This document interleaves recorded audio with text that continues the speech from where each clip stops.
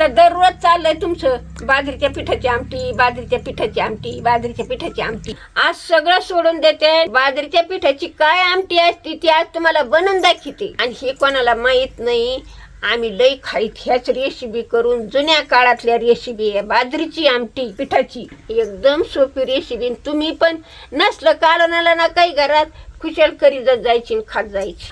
आता एकदम तुम्हाला झटची पट बनवून दाखवते. भाकरी संग वरपून खायला असा हाताचा वास नाही जात अशी आमटी होती बाजरीच्या पिठाची झटपट. आता तवा तापात टाकीते. वाटण काय काय लागत त्या बाजरीच्या पिठाच्या आमटीला ते तुम्हाला दाखवते. आता मस्तपैकी तवा तापला. एक वगळ तेल टाकून घेते.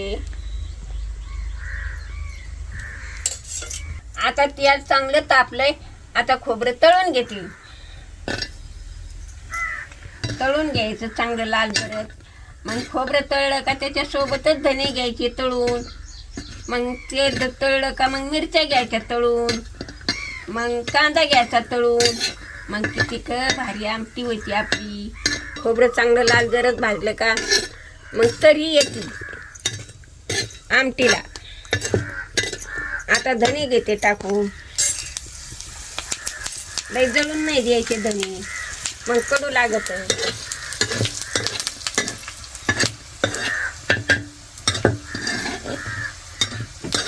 असं हलू घ्यायचे. लई जळाले मग वास येतो, करपाट लागत.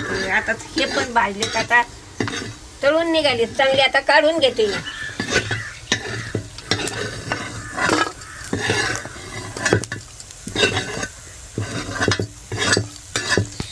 आता मिरच्या पण घेते तळून.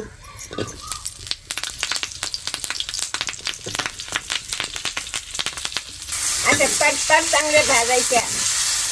चांगल्या चटके पडूस तर मग लाल जर मिरची भाजली का सरळ वाटण तेलकट येते. आणि नाही तर आबडदोबडच राहिल्या का हिरव्या मिरच्या मग काहीच चांगलं नाही, उजीर लागत काढून. आता काढून घेते. आता चांगल्या तळल्या. आता काढून घेते. 4 कांदे येत चुलीत भाजून घेतले. तर आता हे तळून घेते.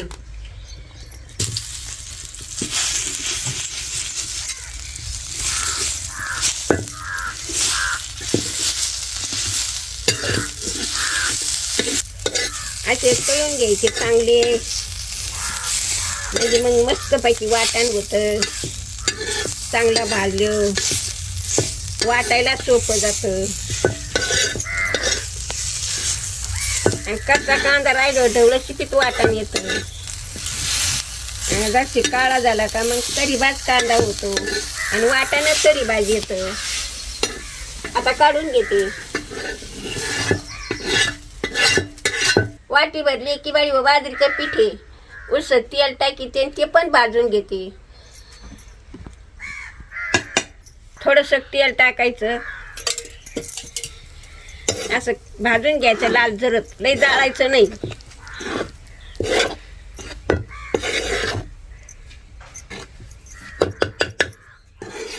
लई जाळलं का कडू होतं, काळं भंगार उठत. मध्यम जाळायचं जरशी पीठ. लई जाळायचं नाही. खमंग वास येऊस तर बाजरीचं पीठ भाजून घ्यायचं आणि मग उतरून घ्यायचं. लई जळून नाही द्यायचं करपटवणी. एकी बाई किती मस्त पिठी भाजलंय. आता वास सुटलाय खमंग. आता खाली उतरून घेते. आता असं भाजायचं. लई जाळायचं नाही.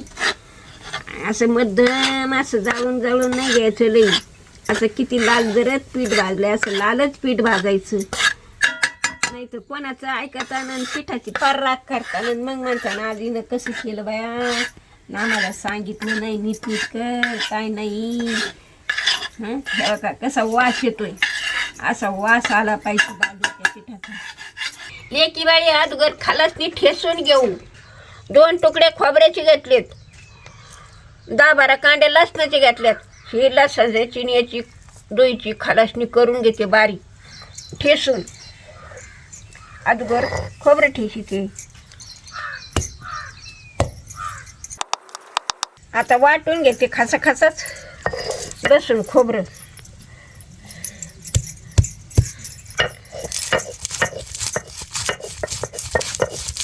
असं वाटायचं आणि टाकायचं कडाला. वाटलं घातलं की लय सोपी आमटी. रोज कटाळायचा नाही तो. मी असं एकदा खाल्ली तर म्हणताना तर काही कालवणार नाही. आजीने सांगितलेलीच आमटी करायची. आजीनं सांगितलेलीच आमटी करायची. असं तेल सुटूस तर वाटायचं लसणाचा आणि त्याचा एक जीव मिळायचा आणि मग काढून घ्यायचं. आता काढून घ्यायची खालसनी आपल्याला अशी वाटायला जायची. कसं जीव मिळाला, कसं तेल सुटलं खालसनीला.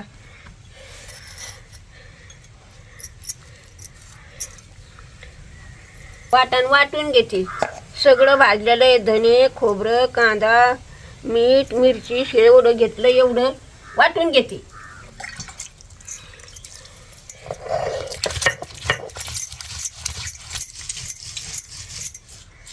वाटण घेतले. वाटून कढई घेते ठेवून. आणखी वगळी तेल घेते सोडून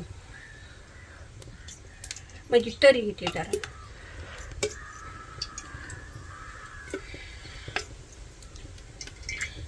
तेल तापले. आता खालसनी घेते टाकून. आता कढीपत्ता पण टाकीते त्याच्यात. आता हळूहळू घेते.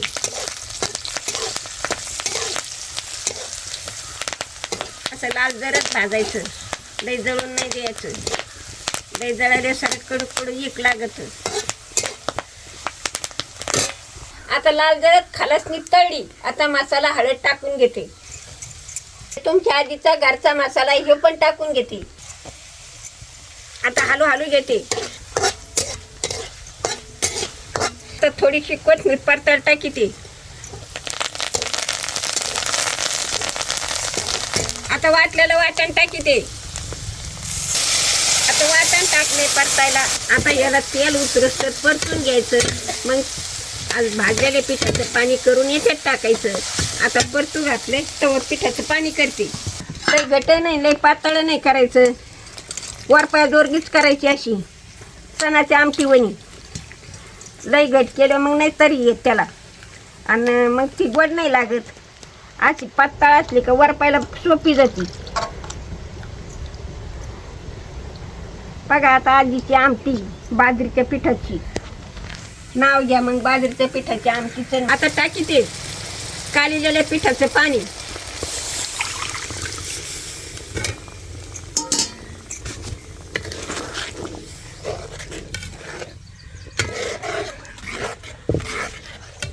एकी बारी आणखीन जरशी पीठ काढून पाणी टाकीते. मग पातळ होईल. लई घट झाली मग नाही तरी चव नाही येत त्याला. मग अशी पातळ असल्यावर मग अशी फुरू फुरू फुरू फुरू फुरू फुरू वरपायला बरं म्हणतं. आता असं खालवर करते. जसं लागन पाणी तसं सोडीते. लई बेसनावाने नाही करायचं, पातळ करायचं. आता झाली आपली आमटी तयार. आता गुडू गुडू कढी येईल. पण झाली ना आमटी. अशी आमटी करी जायची लेकी बाईवर. आणि उलशी कढी यायला लागला का मग भरून कोथिंबीर सोडी जायची. मग एकच नंबर आमटी पियायला सोपी जाती.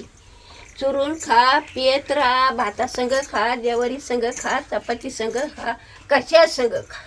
काय सांगत आणि मला पण वादा. वाढीन ना बाबा कड आल्यावर. वादा वादा हा लवकर लवकर येते ते दुपटी चूल पेटाना ना. पगाली की बाळी व मै आमटी जशी सणाची आमटी अशी आमटी केली मी आजीनं. बघा मी आता तुम्हाला वरपून दाखवते. हा एकच नंबर झाली. चाटून पुसूनच खाता तुम्ही. इतकीच भारी झाली. जुनच रेसिपी. त्यालाच यजमान येतात नाही माणसं. सगळं गेलं पण जुनच सोनं रथ. एक बाई मस्त पैकी आता उकळी आली. थोडीशी कोथिंबीर हिरहिरी सोडून घेऊ. आता खालवर करू. अशी उकळी आल्यावर बघा कशी उकळी आली आपल्या आमटीला. अशीच उकळी येऊन दे जायची बरं का तुम्ही पण. म्हणजे फेस येऊसर म्हणजे इटत नाही. रातची रात जरी राहिली आणि फ्रीज असलं तर 2 दिवस ठेवलं तरी इटत नाही. उतरून घेऊ. आता मस्तपैकी कड आलाय. बाजरीचं पीठ सगळ्याच्या घराने असतं, पण अशीच आमटी करी जायची, सगळ्यांनी खात जायची गोळ्या मेळ्यानं. आम्ही पहिले लोक असेच खाईत करूनशी. लय आबळ राहायची कालवणाची तर लय भारी लागायची. आम्ही चुरचुर भाकरी खायचो. पहिला राळ्याचा भात असत, त्या भातात टाकायची ही आमटी, चुरू खायचं त्याच्यामध्येच. आता कुठं राळे रुले राहिलेत. आता उतरून घेते खाली.